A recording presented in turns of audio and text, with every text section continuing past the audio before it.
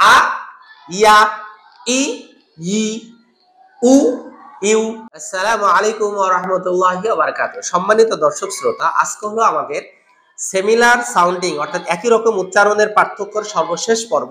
এই পর্বতে আমরা গুরুত্বপূর্ণ দুইটা হরফ শিখে আমরা এই অক্ষর পার্থক্য করার পর্বগুলো শেষ করব ইনশাআল্লাহ। তার মধ্যে রয়েছে হামজা এবং ইয়া। তাহলে হামজা উচ্চারণটা কোত্থেকে হয়? হামজা হলো আলিফ হামজা একই জায়গা থেকে, হা একই জায়গা থেকে। এটা হলো কণ্ঠনালীর নিম্নভাগ। হামজা হা, তাই না? সহজে হামজা হা। ওকে, হামজা। আর ইয়াটা কোত্থেকে হয়? জিম শিন ইয়া। এটা হলো জিহ্বার মধ্যখান থেকে। ইয়া, হ্যাঁ, ইয়া ইয়া জিহ্বার মধ্যখান থেকে। এবং এই হামজার উচ্চারণগতভাবে সে হলো সিদ্ধা, মানে তীক্ষ্ণ ধ্বনি। মানে হামজা জবর আ বলা যাবে না, আ আ না, আ আ টুকা দেওয়ার মতো উচ্চারণ, হ্যাঁ, স্পষ্ট এবং তীক্ষ্ণ উচ্চারণ। আ হামজা জবর আ, হামজা জের ই, হামজা পেশ উ, আ ই উ, আ ই উ। ইয়া জবর ইয়া বলা যাবে না, ইয়া জবর আ বলা যাবে না, ইয়া জবর ইয়া। এখান থেকে ইয়া, ওয়াই দিয়ে ওয়াই এ ইয়া, ঠিক আছে? ইয়া। ইয়াজের ই ই। এখানে আমাদের মূল সমস্যাটা, আমরা হামজাজেরও বলি ই, ইয়াজেরও বলি ই। এবং যারা নতুন শেখেন এই পার্থক্যটা আমরা অনেকেই করতে পারি না, এবং যাদের আগে ভুল আছে তাদের তো অবশ্যই।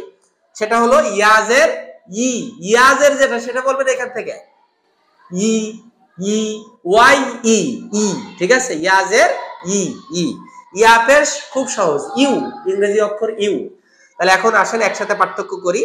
আ ই উ এটা হলো হামজা, আর ইয়া হলো ইয়া ই ইউ।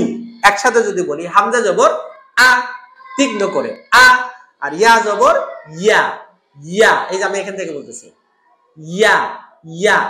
হামজা জের ই এখান থেকে ই ই, আর ইয়াজের ই ই এখান থেকে ই ই, ইয়াজের ই, এটাও ই বাট এটা নরম জিহ্বার মধ্যখান থেকে ই।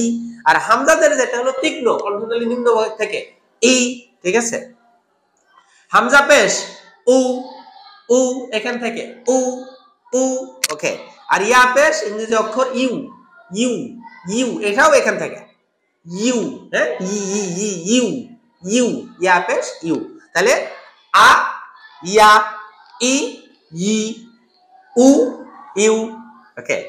তো আমরা এটা বোঝার জন্য খুব সহজ সূরা, সূরা ইখলাসে যদি চলে যাই তাহলে আমরা ওখানে দেখতে পারবো কুল হুয়াল্লাহু আহাদ।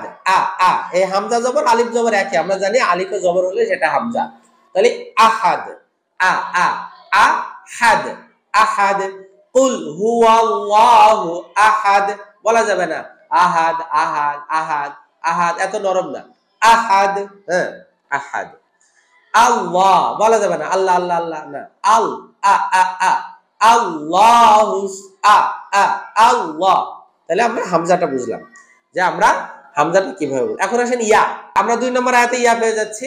লাম ইয়ালিদ বলা যাবে না, লাম ইয়ালিদ আনা, ইয়া ইয়া, লাম ইয়ালিদ ইয়া, ইয়া জবর ইয়া, লাম দাজের লিদ, ইয়া লিদ, ইয়া ইয়া, লাম ইয়ালিদ ওয়ালাম ইউ, ইউতে টান আছে এবং এটাও জিহ্বার মধ্যখান থেকে ইউ ই ই ই, ইউ ইউ।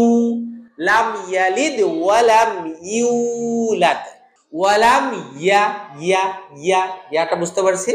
কুল্লাহু কুফুয়ান আহাদ, ওয়ালাম ইয়া বলা যাবে, ওয়ালাম ইয়া ইয়া। ইয়া যদি বলি ইয়া, তাহলে এটা ইয়া হলো না, এটা হামজার বৈশিষ্ট্যে ইয়া হয়ে গেল। হামজার বৈশিষ্ট্য ইয়া বললে হবে না, ইয়ার বৈশিষ্ট্য ইয়া বলতে হবে, জিহ্বার মধ্যখান থেকে ইয়া ইয়া। ওয়ালাম ইয়াকুল্লাহু বলা যাবে না, ওয়ালাম ইয়াকুল্লাহু বলা যাবে না। আশা করি আপনারা উচ্চারণগুলো ক্লিয়ার হয়েছেন। তো এইরকম আরো কোনো প্রবলেম যদি আপনার থাকে অবশ্যই আমাদের কমেন্টস করে জানাবেন আর ভিডিওটা শেয়ার দিবেন। যারা শুদ্ধরূপে কোরআন পড়তে চান তারা চাইলে আমাদের সাথে কোরআন শিখতে পারেন, আমাদের এই তাজবিদ সহ কোরআন শিক্ষা কোর্সের মাধ্যমে। এখানের প্রতিটা লেসন আপনি সরাসরি এই লেসনের পড়াটা আমাদেরকে শুনিয়ে ফিডব্যাক নিতে পারবেন। যতক্ষণ আপনার লেসনটা শুদ্ধ না হবে ততক্ষণ আমরা আপনার জন্য ফিডব্যাক দিতেই থাকবো ইনশাআল্লাহ।